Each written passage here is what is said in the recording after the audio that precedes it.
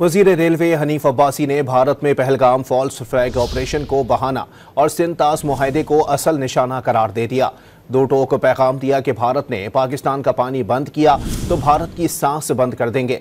पानी बंद किया गया तो जंग होगी। शाहीन, गौरी, गजनवी मिसाइल और एटमी हथियार चौकों पर सजाने के लिए नहीं रखे। भारत पाकिस्तान पर जारहत का सोचे भी नहीं।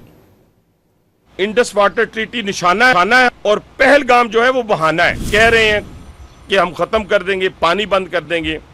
मैं सिर्फ इतनी बात कहूंगा कि आप हमारा पानी बंद करेंगे, हम आपका सांस बंद कर देंगे। अगर हमारा पानी बंद करेंगे तो फिर जंग के लिए तैयार हो जाएं।